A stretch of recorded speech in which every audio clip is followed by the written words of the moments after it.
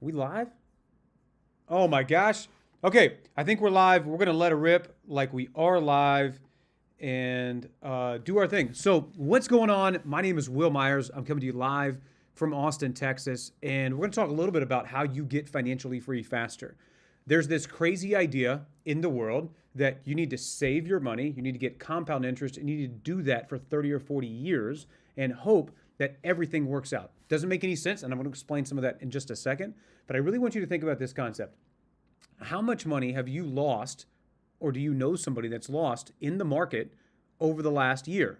The market is down 25% year over year, which is absurd.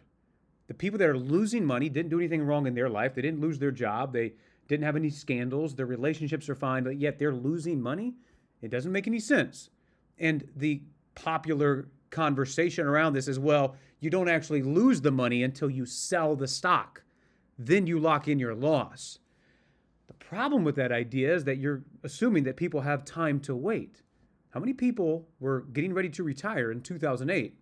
The market dropped and now they can't retire. How many of those people are still working? How many people are planning to retire and they didn't retire because the market dropped? And then you say, well, you got to be in bonds. You got to diversify. You got to get in less risky investments. Oh, so you can time the market. So you know when the right time to switch is? Is it the right age? The entire thing doesn't make any sense because at the root of it all, there's only three variables to financial planning the traditional way, which does not work. It's the amount of money that you save. It's the interest rate that you earn. And if you think that's it, that's not all. Because the amount of money you save plus the interest rates you earn means nothing if you don't invest time. And time is the variable that it doesn't make sense to give up. If you were to trade, if you just start saving and investing at age 25 and you did that all the way until age 65, how many years did you put in? That's 40 years of the game. You put 40 years into this game to get financially free, and you hopefully you pull it off. So let's talk about it a little bit a different way. Because if you start saving and investing at age 25 and you do that all the way until age 65, you put 40 years in.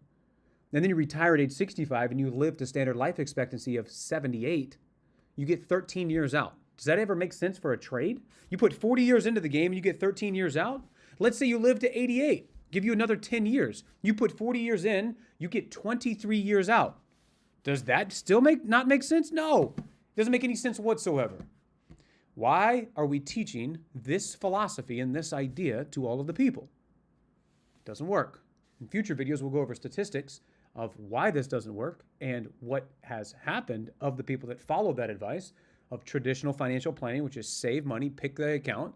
Everybody's fighting over what's the best account. You're missing the entire point of that. You're trading your time and you're wasting your life away. And then when you do retire at, say, 55, 60, 65, are those the best years of your life?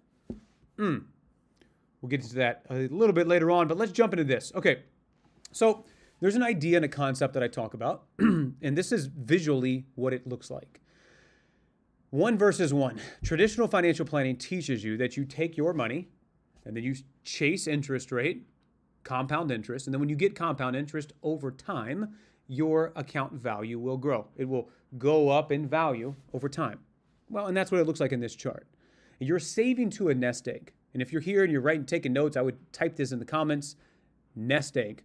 The objective of this game is to grow a bigger nest egg. The chase is on for a 401k with a bigger dollar amount, a Roth IRA with a bigger dollar amount in the account, $1 million, $2 million, $3 million. The problem with that entire philosophy is that in order for you to grow the nest egg, you must put in more time. The more time that you put in, the bigger the nest egg potential you've got. Well, that doesn't make any sense. Statistically, most people don't get financially free. Only 5% of our population ever does. What is financially free? It's covering your expenses without you having to work. You can provide for yourself on your own resources and all of your bills are paid. My bills are paid. But if people aren't doing it, and statistically they aren't, then why do we continue to do this model? Why do we continue to follow this philosophy if it doesn't work? So I submit to you this idea. What if we played the game a little bit differently? What if we actually practiced the principles of the wealthy and we acquired assets along the way? Instead of waiting until we grow a nest egg of $1 million, $2 million, $3 million, why don't we save to a threshold of, say, $10,000, $15,000, $25,000? Then when you get to that threshold, you can use that as a down payment to buy an asset. What is an asset? An asset is anything that gives you passive cash flow, income without you having to work for it. Not just income, but profit. Income minus expenses equals profit. So if we acquire assets that give us profit, now we have multiple streams of income coming in. And then what if we get a little bit more diligent, and inside of our assets, we get multiple streams of income per asset. So an asset is something that gives you passive cash flow. In this slide that you see on the screen, there's a picture of a house. That doesn't mean that you have to buy houses, but it's a representation of a type of asset that people are familiar with, like rental properties, like short-term rentals, Airbnbs. It doesn't matter. It's just representation of one example. So what if we save to a threshold, $15,000, $20,000, $25,000? We buy an asset that gives us $500 a month. How many streams of income do we have now with our first asset?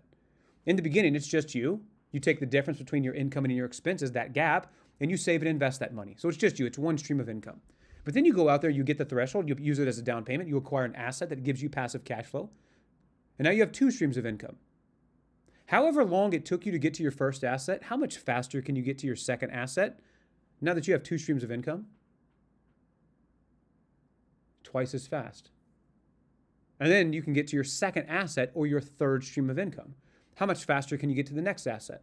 And then you acquire the third asset or the fourth stream of income. You've got three streams of income from the asset plus your income. Now you've got four streams of income pushing to get you to financial freedom. My question is, who do you think is going to get to their financial destination faster? The person that's playing the 1 versus 1 game? Or the person that's playing the 5 versus 1 game? Let me know in the comments. If you vote for 1, type 1. If you vote for 5, type 5. I would rather have as many streams of income pushing to a goal than just one stream of income. It just makes sense. The principles that lay in front of us are what the wealthy have been doing forever. And there's an infinite number of ways to get financially free. But in my opinion, looking at the data, the worst possible way to get financially free is to save money in an account and wait your entire life for the date in which you can retire. So instead of asking ourselves, how many years until I can retire, we ask ourselves, how many assets must I acquire? Because in this example that you see on the screen, if you had 4 assets producing $500 a month in profit, that's $2,000 a month in profit, which means if your monthly expenses to live were $2,000 a month, then you're only 4 assets away from freedom. That's it. You're 4 assets away from freedom. So instead of the destination being 40 years in the distance, it's only 4 assets. So if you get an asset per year, how many years until you're free? If you get an asset every other year, how many years until you're free? We don't ask the question, how many years until I can retire? We ask the question, how many assets must I acquire? This, my friends, is the path to passive cash flow. This is the path to financial freedom faster. If you want to play that game, that's what we're going to talk about here. I've been financially free since age 29. My name is Will Myers. I'm coming to you live from Austin, Texas, and we're going to start tuning in and having fun here on YouTube, teaching you these principles and these keys so you can implement these things. And I want you to understand 2 things. Number 1, nobody cares about your money more than you do, so it's important that you get financially educated. And number 2, you don't have to wait until age 65 to get financially free. You just acquire assets. When those assets produce more passive cash flow than your expenses, you can step away and stop trading time for money. You are financially free in that moment. So go get some assets, go get some freedom, and I will see you more here on YouTube, guys. Y'all take care. Adios. Hope you found value in